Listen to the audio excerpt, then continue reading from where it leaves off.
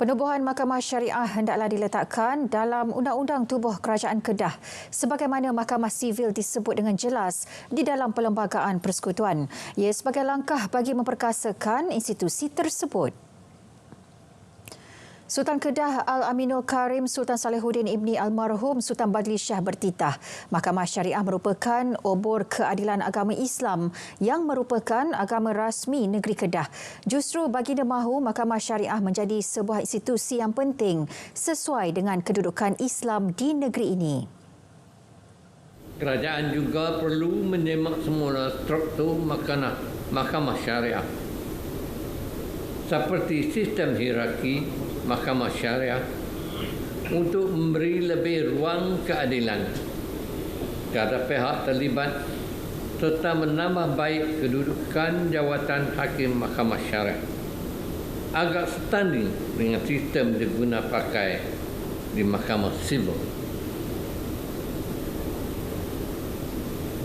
Beta berharap usaha ini dapat disegerakan demi memartabatkan ketinggian institusi Mahkamah Syariah di negeri Kedah. Titah baginda semasa merasmikan pembukaan sidang Dewan Undangan Negeri Kedah di Wisma Darul Aman Al-Ustar. Turut berangkat Sultanah Kedah Sultanah Maliha Tengku Arif dan Raja Muda Kedah Tengku Sarafuddin Badli Shah Ibni Al-Aminul Karim Sultan Salihuddin. Sementara itu, Sultan Salihuddin turut bertitah mahu kerajaan negeri bekerjasama dengan kerajaan persekutuan untuk menstrukturkan semula ekosistem pengeluaran serta pasaran padi.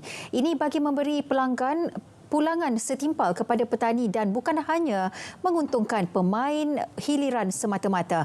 Titah baginda teknologi di segenap peringkat rantaian pengeluaran padi perlu diperkasa bermula dari pengeluaran benih sehingga penuaian. Cabaran yang dihadapi oleh petani dalam mengguna pakai teknologi seperti tahap kemampuan keuangan dan kekurangan ilmu pengetahuan perlu diselesaikan.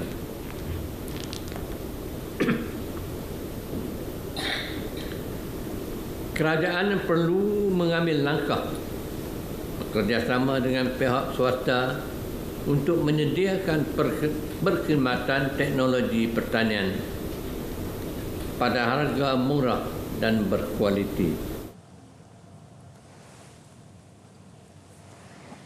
RM282 juta diperuntukkan bagi pembinaan Terminal Maritim Lumut 2 LMT2 yang dijangka beroperasi awal 2026. Menteri Besar Perak Datuk Seri Sarani Mohamad berkata, LMT2 akan menjadi pemangkin dalam memperluaskan potensi lumut sebagai pengendali terminal kargo pukal paling efisien di Asia Tenggara.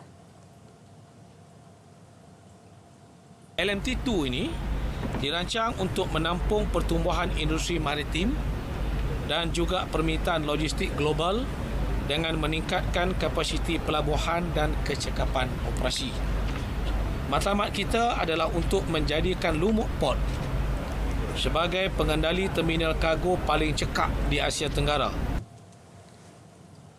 Pembangunan LMT2 juga dijangka meningkatkan kecekapan operasi dan kapasiti dalam pengendalian mineral pukal bagi memenuhi permintaan global yang tinggi. Ia turut merangsang pertumbuhan industri hiliran berasaskan mineral yang menjadi aspek penting dalam pelan ekonomi jangka panjang negeri Perak. 28 kenderaan mewah pelbagai jenama dirampas dalam tempoh Januari hingga Februari tahun ini membabitkan nilai RM10.4 juta.